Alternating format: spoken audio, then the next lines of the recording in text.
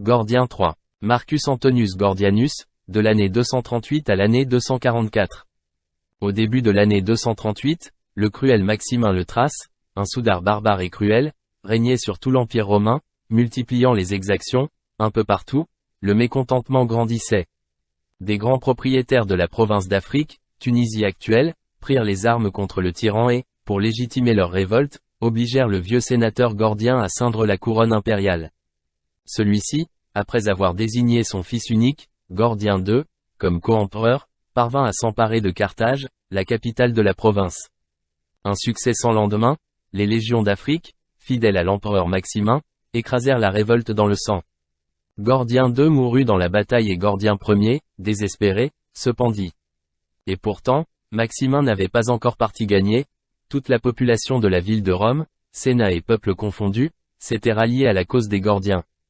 Après l'échec sanglant de la révolte africaine, le Sénat, que la crainte des représailles de Maximin contraignait à une fuite en avant, désigna 2 empereurs, Pupien et Balbin, pour défendre la patrie en danger. Cette désignation mécontenta le peuple.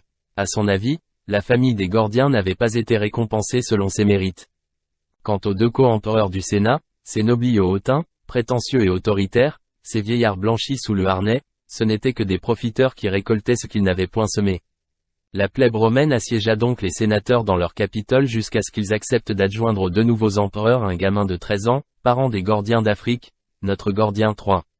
Ce Gordien, contrairement à ce beaucoup d'historiens ont cru, certains même continuent à le croire, n'était-le pas le fils de Gordien II. Ce n'était que le fils de sa sœur. Gordien III était donc le neveu de Gordien II et le petit-fils de Gordien Ier. Démentant toutes les prévisions, même les plus optimistes, les co-empereurs du Sénat se débarrassèrent assez vite et assez facilement du cruel Maximin. Celui-ci fut assassiné par ses propres soldats alors qu'il assiégeait la place forte d'Aquilée, en Italie du Nord. Cependant, la mort de Maximin ne signifiait pas encore la fin des troubles. Les gardes prétoriens de Rome, restés secrètement fidèles à Maximin, n'avaient pas admis d'être évincés du processus, si rentable, de désignation des empereurs. Et puis, ils craignaient que l'accroissement des prérogatives du Sénat ne signifie, à terme, la fin de celle de l'armée. Bref, en un mot commençant, ils ne pouvaient accepter sans broncher l'autorité d'empereurs qui n'étaient que des civils, des ploucs, des planqués qui ne connaissaient rien à l'art de la guerre.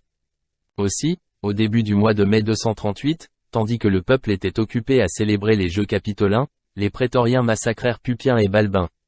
Faute d'autres prétendants, l'enfant Gordien III restait seul maître de l'Empire. Mai 238. Ce qu'on appellera la révolution de 238 était terminée. Elle n'avait duré que 5 mois seulement, mais après elle, plus jamais l'Empire ne retrouvera sa grandeur, sa richesse et sa stabilité politique. À partir de 238 et pendant presque 50 ans, aucun empereur ne pourra s'imposer durablement. Des militaires chanceux ou habiles, soutenus par telle ou telle armée, telle ou telle province, s'empareront d'un pouvoir précaire et éphémère, avant d'être détrônés par un autre soldat de fortune.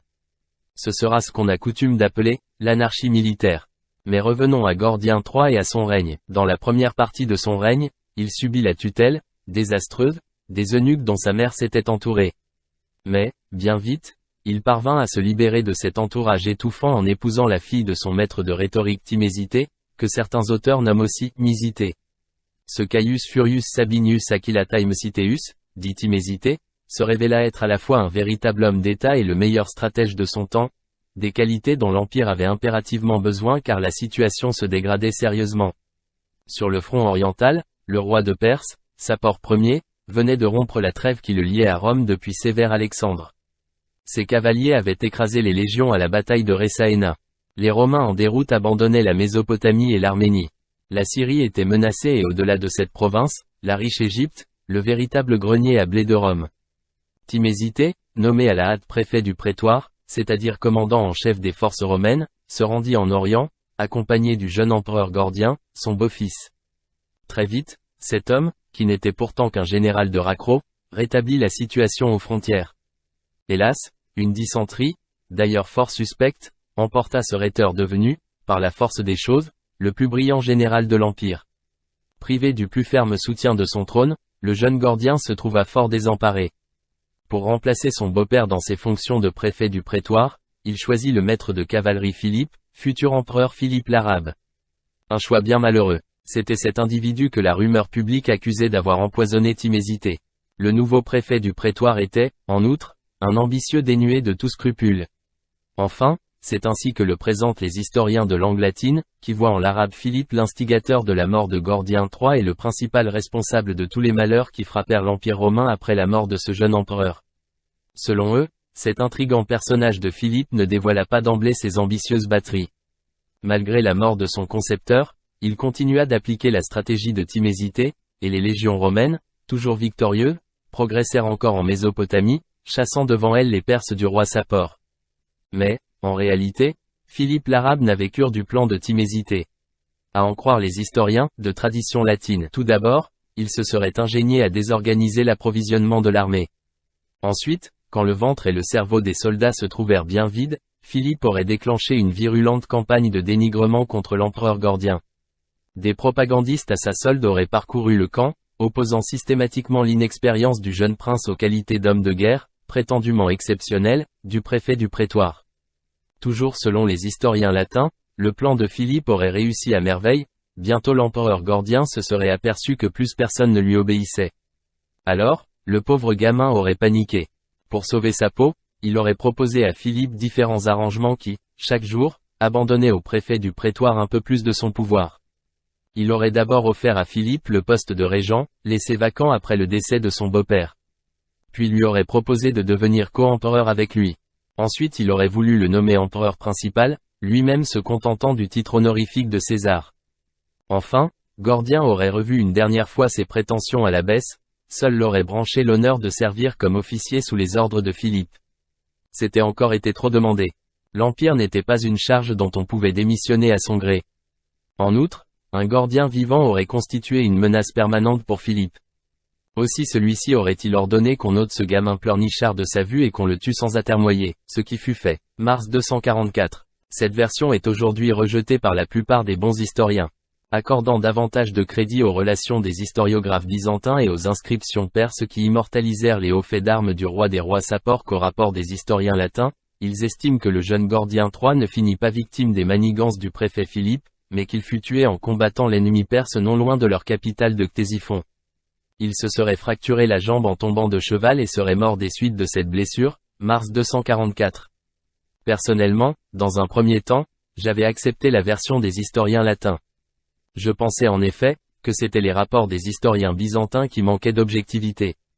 En effet, pour eux, le décès accidentel du dernier Gordien allégeait le passif de Philippe l'Arabe, lamentable empereur, mais sans doute fort bon chrétien.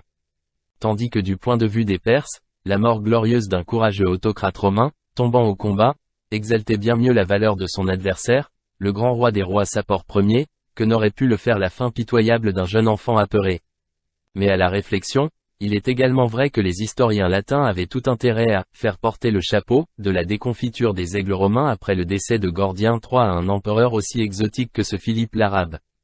Je laisse le choix à mes auditeurs le soin de choisir la version qu'ils préfèrent. Quant à moi, même si ma raison me commande d'emboîter le pas aux éminents historiens qui disculpent Philippe l'Arabe, mon cœur, fort subjectif, je le concède, continue encore de nourrir de lourds soupçons à son endroit. Quoi qu'il en soit, coupable ou non Philippe l'Arabe, honora la mémoire de son prédécesseur, de sa victime, en lui faisant élever un splendide cénotaphe en territoire perse, à Circésium, Auge, Zaïta, et en ramenant ses cendres à Rome. Il est vrai que, dans l'état où il se trouvait désormais, le pauvre Gordien III ne représentait plus la moindre menace. Après la répression ordonnée par Maximin et dont avaient été victimes certains leaders de la secte, le règne de Gordien III fut, pour les chrétiens, une période de paix. Quelques indices montrent même qu'il bénéficiait d'une assez grande considération de la part du pouvoir impérial. Par exemple, au début du règne du jeune empereur, le pape Fabien fut autorisé à se rendre, en compagnie d'un bon nombre de prêtres, dans les bagnes de Sardaigne, afin d'y recueillir les reliques du pape Poncien et du prêtre schismatique Hippolyte. Ce privilège, qui, contrairement aux apparences, n'était pas mince, pourrait aussi prouver que, pendant les événements du début 238, les chrétiens, et en particulier la communauté chrétienne de Rome, ne se contentèrent pas de rester les bras croisés et les mains jointes à marmonner des prières, mais, au contraire, prirent une part active à la révolte contre Maximin et ses partisans.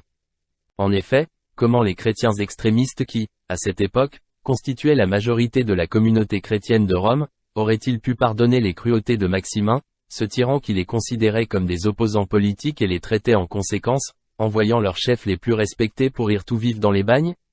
Les chrétiens furent donc sans doute parmi les premiers à prendre les armes, à égorger tous les suppôts de ce diable incarné de Maximin, et à se réjouir de la pagaille, de l'anarchie et des incendies qui, au début de l'année 238, pendant ces 5 mois de folie furieuse, ravagèrent Rome, la grande pute de l'Apocalypse. Et ce béni oui de Gordien III, seul rescapé du massacre impérial, les remercia de leur zèle en les protégeant et en leur accordant de menues faveurs. Gordien III est le petit-fils de Gordien Ier et le neveu de Gordien II, empereurs éphémères de l'année 238. À la demande du peuple de Rome, il est choisi comme César par Balbin et Pupien et leur succède après leurs assassinats.